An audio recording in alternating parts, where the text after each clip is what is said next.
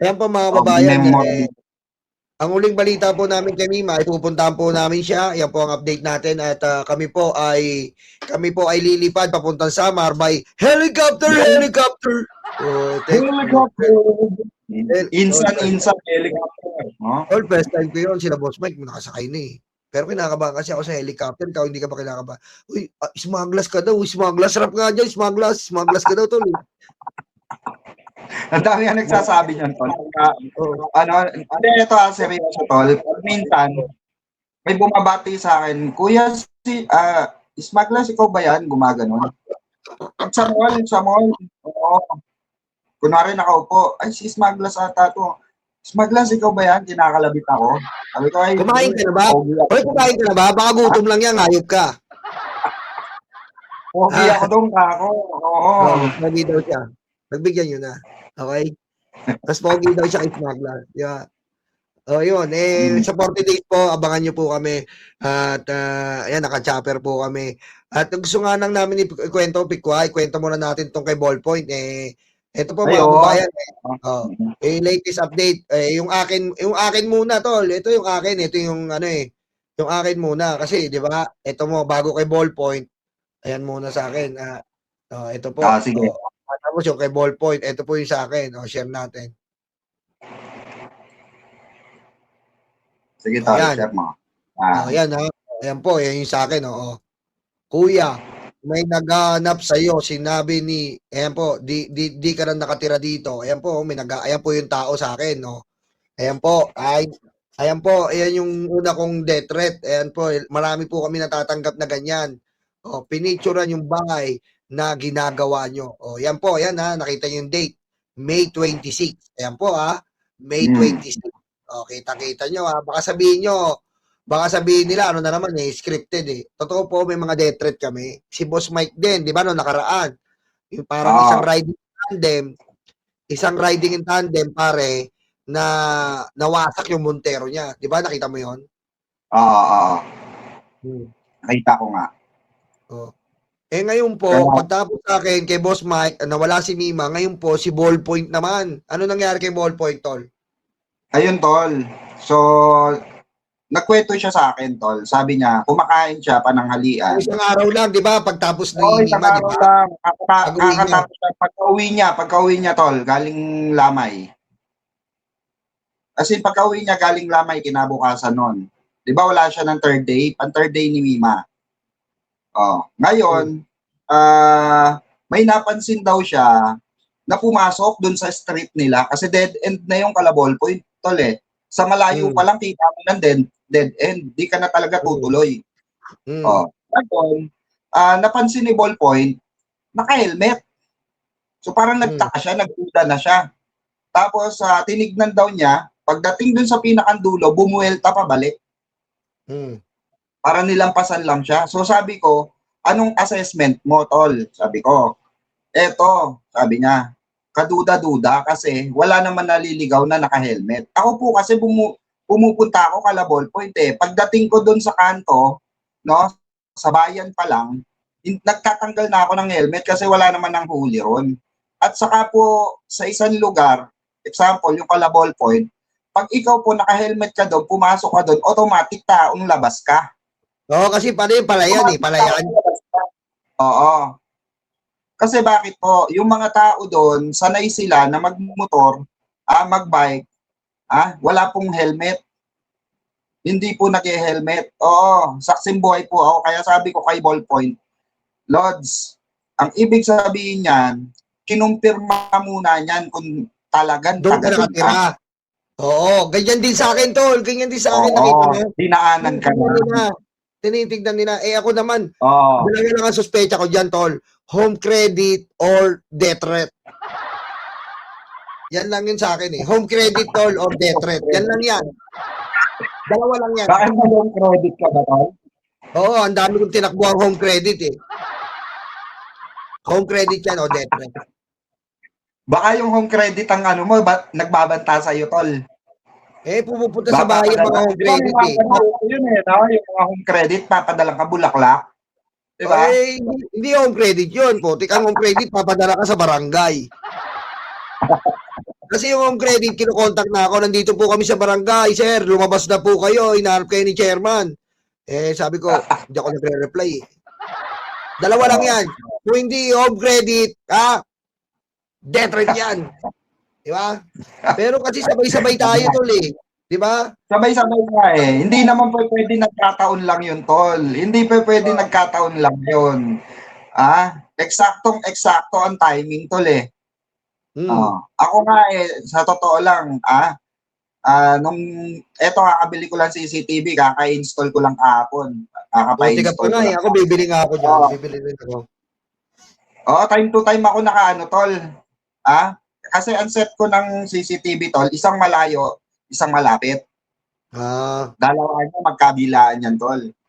Para tinignan ko sa screen, sa isang camera, sa CCTV, kung meron nakatambay sa malayo, at hindi umaalis, automatic yun.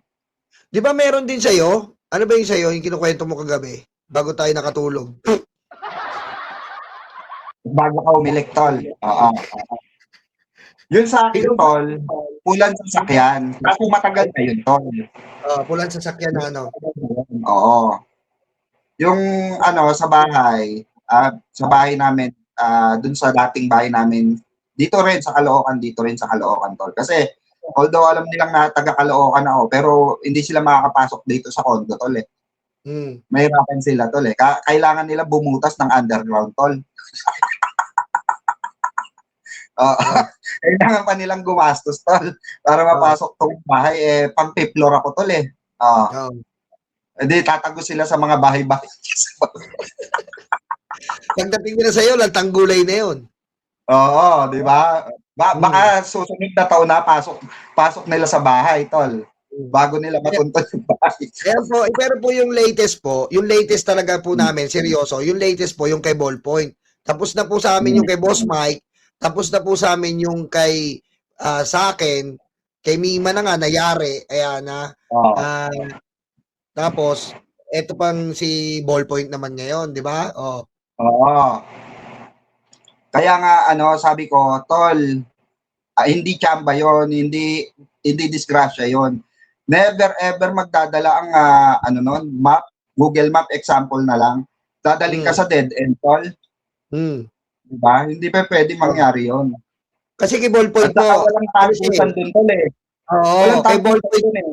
Alam niyo po yung mga kinukuwang bahay ng mga vlogger, yung nasa gitna ng palayan. Ganun po yung bahay ni Ballpoint.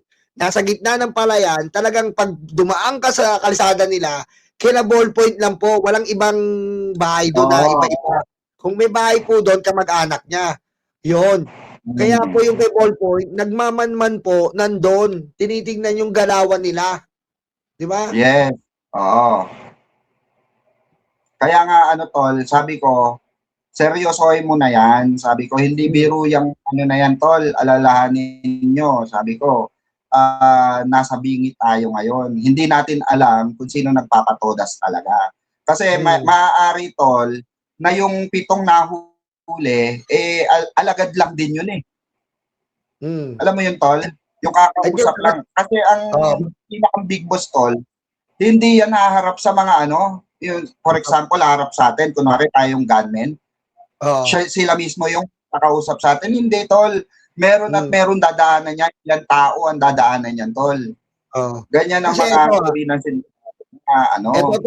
Ito, tol, tignan mo. Ngayon lang, meron na namang mukhang gaway-gaway na nagbabanta. Ito pakinggan nyo pa mga kabayan. Wag po kayong, nag-like na po ba kayo? Kasi meron po tayong person of interest. Yung papakita namin ni Pikwa ngayon, at mag-like din po kayo kay Pikwa at mag-subscribe. Ito pong isang mastermind na nahuli. Di umano. Papakita namin sa inyo yung babaeng sinasabi namin na pangalan daw ay Sarah. Papakita po namin. Ito po, pakinggan nyo po si gaway-gaway na nagbabantang ubusin ang buhay namin. Huwag ang taong bayan. Kung nagkataon dyan lang ako sa Pilipinas, ako mismo babanat sa'yo. Kita mo? Siya daw babanat. Siguraduhin mo, pusang ina mo! High blood na naman ako, tol. Siguraduhin nyo. Itong mga DDS na to, puro banta to eh. Wala kasi mga utak eh, walang mga moral eh. Tapusin muna natin, sandali lang. Huwag kami, huwag yung taong bayan. Kung nagkataon dyan lang ako sa Pilipinas, ako mismo babanat sa'yo. Babanatan kita ng mabawasan man lang uli yung mga taong Kung nagkataon lang daw po na nandito siya sa Pilipinas, siya na daw po ang babanat sa akin para mabawasan daw po kami. Ang tibay talaga ng pagmumukha ng taong ito. Ang galing-galing mo kasi magsalita kapag sa harap ng kamera. Ang tanong, kaya mo bang gawin yan sa personal? Aawa ako sa'yo kasi yung kayabangan mo ang social media lang. Kainin mo, ballpoint! Kainin ni ballpoint yan, no, tol, no? Oo, kakainin ng buhay yan, tol. May pagkakanibal pa naman yan si Ballpoint. Oo, si ballpoint ko pag... si ballpoint Kumakain ng ko. ilaw yan, tol eh. Ako, si ballpoint ko, pagka inuman nyo yan, putik talagang sanay po kumain ng tao yan. Ganyan yung sa Tarlac eh. Oo. Kumakain ng tao eh. Di ba? Naduduwal nga eh. Sabi ko, ballpoint, kumakain ka ba ng baboy naman? Naduduwal ako dun. Tao, kinakain ko. Oo. Di ba? Pag wala ng karne, tao, kinakain namin. Sa Mindanao kasi ganun din eh. Oo. Kumakain nga ng bala yan, tol. Kumakain nga ng bale, no? Tangin sa ni ballpoint, hayop to eh. Nagtututbrush ng samurai yan. Tutubros sa samurai. Oo. Ito, Ganun kalupit. Hindi ka umuwi ng Pilipinas. Buto natin. Kasi willing naman akong harapin ka eh. Walang problema. Hindi naman po tayo mauuna. Ang delikado dyan, pag inunahan tayo. Kasi tayo po, depensahan naman natin yung sarili natin. Pero ang ganitong klaseng mayayabang na tao, isa lang nakikita ko dito. Mukhang yung kanyang binabatong salita. Mukhang sa kanya tatama eh. Hindi ko lang maintindihan. Parang napapanaginipan ko lang. Hinahihinay sa pagbabanta. Kasi baka bumalik sa'yo at sa pamilya mo. Kami kasi, hindi kami marunong yan magbanta. Wala kaming ganon. Pero, hindi naman kami papayag. Ang ganon-ganon na lang. kita mo yung salita niya, hindi kami nagbabanta pero kumakain kami ng tao! Sakit na ugat ko. Buti nga si Ballpoint kumakain ng tao eh. Paano pag yung kasama niya, nakita niyo na po yung kasama niya, si Bawaw. Si Bawaw, Yung cameraman niya, tol. Kumakain ng yung tumitibok na matres, tol. Oo, literally. Oo. Kumakain ng tumitibok na matres yun, tol. Kahit yung menopause, favorite ko menopause. Ayaw, ayaw pa rin. Hindi mga bata nito ni Ballpoint, kala mo? Ano ba kinakain? Ano mo dyan, kay Mang Morena Sanchez, ay kilala niyan si Bawaw, oh. Sabi, ito. Kaya pala tumataba na si Bawaw, oh. Sabi ko sa'yo eh. Mataba pala yan, tumitibok na matres, tol. Nakakataba ang matres, tol. Sabi ko sa'yo, full of nutrients yun eh. Grabe, no? Grabe pala yung si Bawaw, oh. Gano'n, tatay-tahimik, tol. Oo. Tatay-tahimik. Kasi nga, tatay-tahimik, nag-o-obserba yun, tol, ng mapapasukan niya, tol. Umaamoy-amoy. Umapasok sa loob yun eh. Mga ganun ko, no? Oo, umu-open ko sa main, tol. Wala kang magagawa sa tapos sumadama matres mo, no? Ayaw ko tuloy natin to. Ingat ka rin, kayong trabaho mo dyan, hindi ka magtagal. Ay baka ma-deport. Feeling ko lang naman, hindi natin hawak yung panahon eh. Hindi mo rin hawak yung buhay mo. Yan yung tandaan mo. Dahil hindi mo hawak yung buhay mo, hinay-hinay ka sa pagbabanta mo. Kasi yung panahon, baka pumabor sa akin, maipit ka. Yun yung sinasabi ko. Hinay-hinay lang. At eto pa po yung post niya mga pre. Basahin ko lang po. Ballpoint man, mag-ingat ka. Ikaw na susunod na paglalamayan. Marami na rin daw kayong nalalaman sa gawain ng mga boss nyo. Tapos po, sa thumbnail, sa picture, ito naman po yung nakalagay. Ito yung time na unang gala ng mga bayaran sa China. Goodbye sa isa dyan. Next na itong number 2, sabi ng mga boss nyo. So ayan mga pre, may contact pala ito sa boss namin. Sino kaya yung boss namin? Baka si Boss M, si Boss Mike Cervera. Ba, nakakatakot naman itong impormasyon na ibinibigay nitong kutong lupang ito. Kita nyo naman yung pagmumuka. Mukhang imburnal. Para may mapost lang mga pre, gagawa siya ng katangahan. Kung ako sa'yo boy, simula ngayong araw na to, panindigan mo yung ginawa mo. Panindigan mo yung sinabi mo. Kasi baka pagdating ng araw, magkaharap tayo, hindi mo kayang panindigan yan. Ayoko pa naman ng lulutang-lutang sa harapan ko. Ayoko pa naman ng nagmamakaawa sa harapan ko. Ayoko pa naman ng sorry na po, Ballpoint man. Yan ang pinakaayaw ko. Dapat yung ginagawa mo, panindigan mo yan. Kasi sigurado po ako, balang araw maghaharap tayo. Ang mga DDS kasi talaga mayayabang eh. Kaya masasabi ko sa'yo, good luck. At mag-iingat ka. Kasi yung mga binabato mong salita at pagbabanta, baka tumama sa liig at bungo mo yan. So share po natin ang video ito mga pre. Ayan ha, putik, galit na galit si Ballpoint man. Galit na galit, no? Eto pansin ko tol, pansin ko, ba't yung mga nagbabanta sa atin, pag nakita natin yung itsura, parang mga ano, no, hustler sa Caracross, ano, pare-parehas na mukha. Yung alam mo yung ano, yung tipong kuta, yung pag tumapon ng ano kara palagi. Ganun yung itsura tol eh. Oo nga eh, no? Hindi tsaka putik yung No, mga yung hustler sa Caracross. putik ano tol, Pare-parehas. nagbabanta. Tol, nagbabanta. Tapos Ah. pag kinasuhan mo, tapos yung mga kinasuhan ng NBI na cyber libel, iyak ng iyak, pusang ina. Yeah. Diba, pinaguhuli. Pinaguhuli, iyak ng iyak. Pinapunta sa kongreso sa hearing ng about sa ano ba 'yon, yung mga vlogger na pinatawag doon, pinapunta doon. Iyak ng iyak, sinungaling, umamin na. Sinungaling po ako talaga. Nakipicture. Oo. Ayun tol, dapat si Kipichu pa ano to ni Bawaw eh, no? Si Kipichu Oo, kay Bawaw. dapat ma-testing mo bago matris nito eh. So, pa-scout nga natin kay Bawaw. Tignan natin kung ano eh. Kasi iyakin tol eh, iyakin. Ah. Yan, mahirap sa mga yan eh. Babanta sila. Tapos 'di ba? Puro iyakin pala pag nakakuan. Tulad nito tol. Baka ma-deport to. Kawawa naman to. Yung itsura pa lang. Ano bang Partida tol yung itsura na yan Hindi naman sa nangahamak po tayo. Nagtatrabaho pa sa ibang bansa yan. Paano pa pag dito na yan? Ito may dito tol. Ano ba yan? Totoo ba yan? For the views ka lang, ballpoint man na walang tinta. Di ko makakalimutan ang ginawa mo kay Direk Freddy, putik ka. Wala na po yun. Huwag na po tayong mag-away-away, di ba? Sa mga subscriber natin, okay na po si Ballpoint Man at si Direk Freddy. Magkakasama na po. Wala na po yun mga kababayan. Magkakaibigan na kami. Saka yun, ano naman po yun, tawag dito, yung ano na yun, part na yun, no, iba po yun hindi naman po ano yung masyadong seryoso. Kumbaga, asaran lang po yun parang batang asaran lang ganun. Wala naman pong seryosohan dun sa part na yun. Oo. Wag na po natin palakihin yung mga ganyang bagay kasi ano lang po, hindi tayo dapat magwatak-watak, di ba? Oo. Sabi nga ni Boss Mike, we don't die, we multiply, di ba? Kaya nga.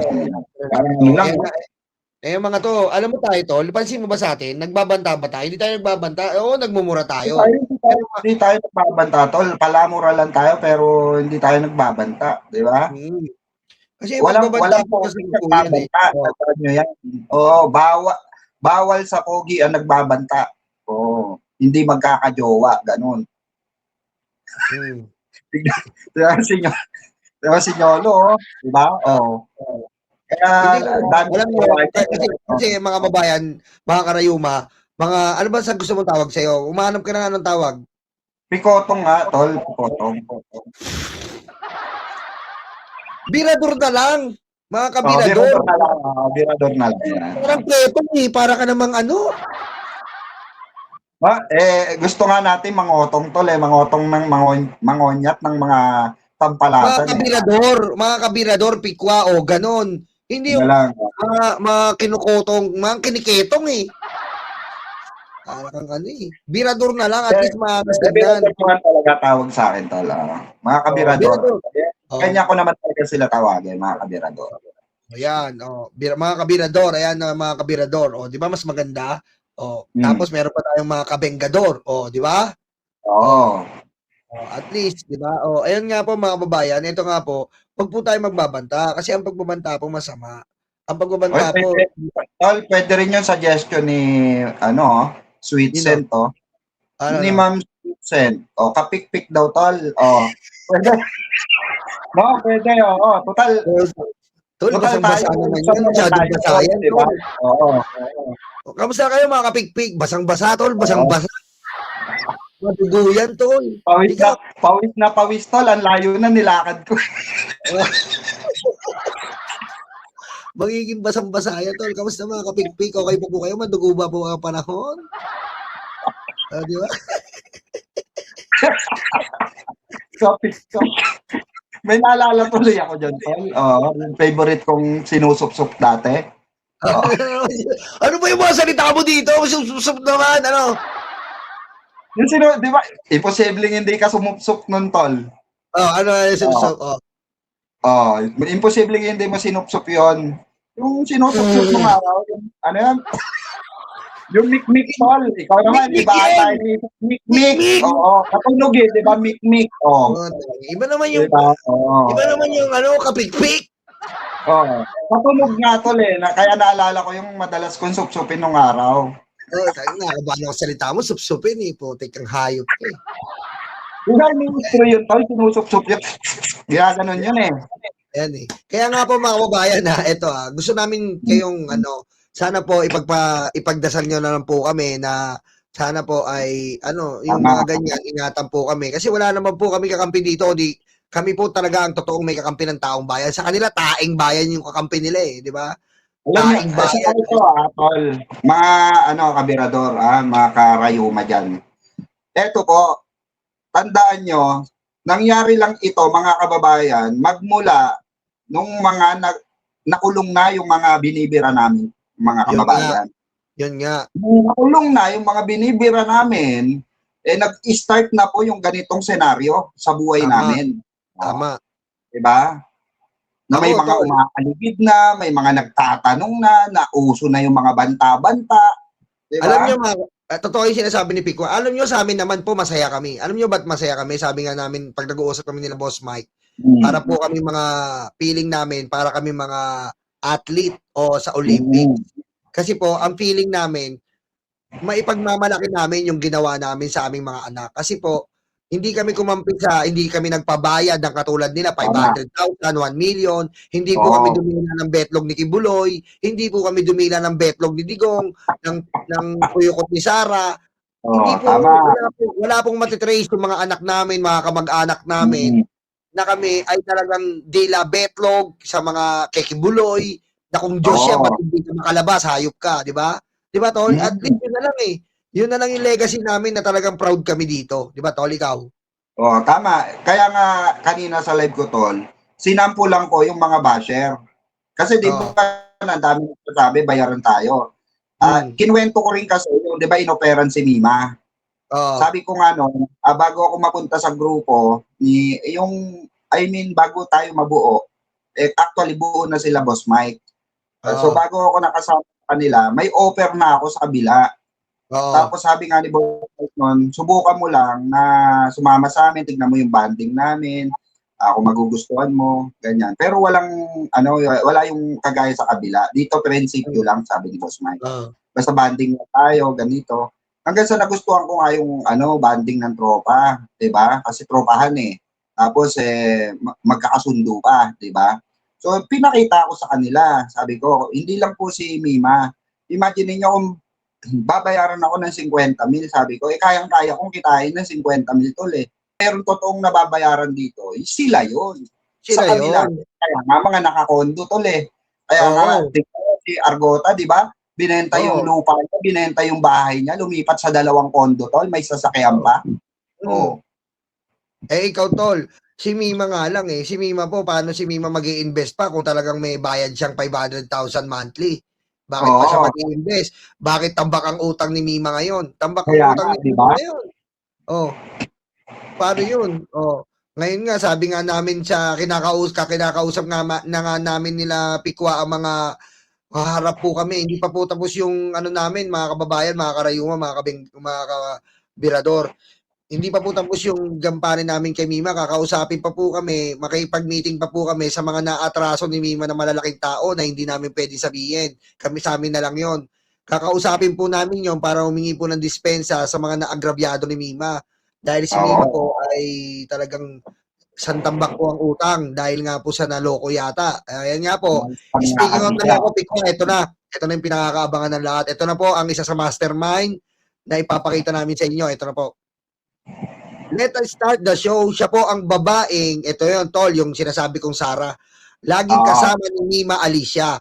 Hindi na yata nagpapakita, baka alam nyo kung saan. She is from Florida Blanca, Pampanga. Ayan. Siya yung sinasabing Sara, kita mo, tama yung sinabi natin nakaraan, di ba? I think lahat ng suspect, iniiba yung pangalan. Ayan po, di ba? May itsura, di ba? Yan. Yan po mga kababayan. Ngayon, eto na. Ikukwento na namin sa inyo. May naglabas na di ba? Oh, Oo.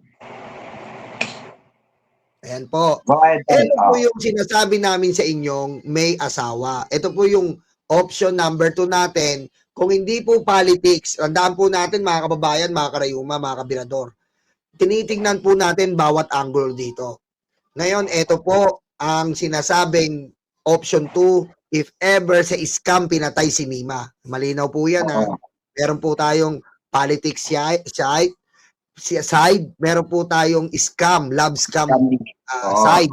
Ngayon, kung love scam side po, ito po kasing babaeng ito. Ito pong babaeng to ay nakilala po ni Mima.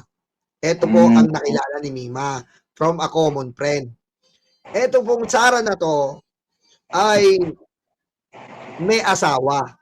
Yan po yung sinasabi namin sa inyo na mag-asawa na umutang kay Mima. For example po, umutang sila kay Mima na 2 million pesos. Then nalaman na lang po namin yon dahil pagkatapos, yung attorney namin ang nagkwento, di ba, Tol? Kasi may ano rin yun may stamp din ni attorney, Tol. Notaryo. Notaryo. Oo. Parang ganon. Ngayon, eto po, lately namin nalaman na si Mima po ay hindi niya sinasabi, nagpagawa po siya ng loan agreement. Nagpagawa po si Mima ng loan agreement at ito po ay pinagkataka ni attorney. At sinabi na itong asawa nito nakipagkita kay attorney at Mima. Pumirma sila ng loan agreement para ibigay po yung pera. Ayos naman Ayos. Ayun nga. Hanggang sa naging close sila, gumigimik-gimik sila, nagimik-gimik sila ni Mima. At yun nga, eto po, pagkatapos umutang kay Mima nung asawa ng unang beses, 2 milyon for example. Pag utang ng 2 milyon po, eto po, binubudol pa niya si Mima, hindi pa siya kontento. Sabi niya kay Mima, bad trip ako ngayon Kwento na natin, di ba? Oo. Kasi na-post Hindi pa na namin dapat ikukwento to. Pero na-post na. Mima, nababad trip ako sa asawa ko Sasabihin ni Mima, bakit? Kasi hindi ako binigyan ng allowance. May utang na silang 2 milyon ganun ba? Ganito na lang, Mima. Sasabi nito ni Sara, ganito na lang, Mima. Hihingi ako sa kanya, pag binigyan niya ako, bibigyan kita ng bonus. Oo. So, eto na. Dumating yung araw, eto na. Lumapit na naman yung lalaki, yung asawa. Mima, pa-additional ako ng 1 million.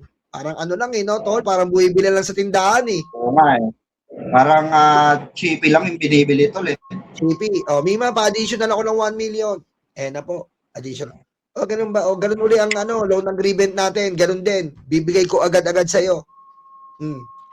Tapos, di nabigay ni Mima na umutang-utang siya.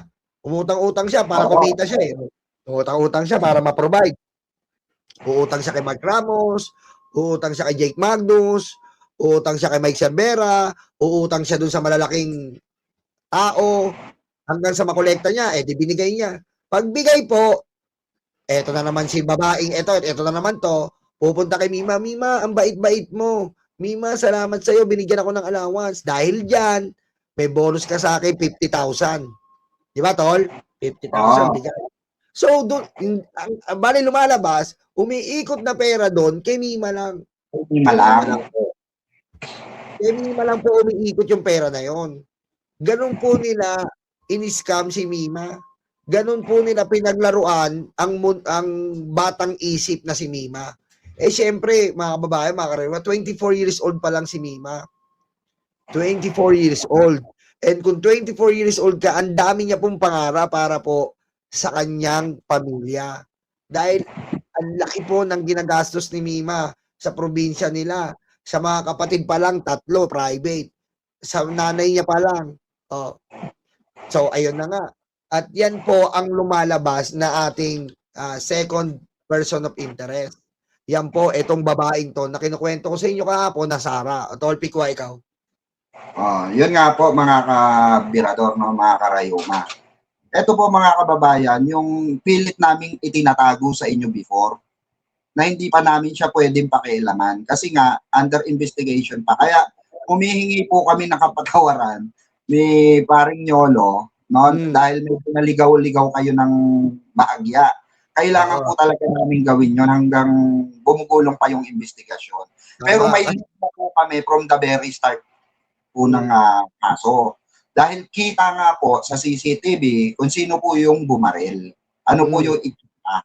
Hindi lamang po nilabas in public. Dahil para hindi po maapektuhan yung gumugulong na kaso at investigasyon. Para hindi po maalarma yung mga suspect.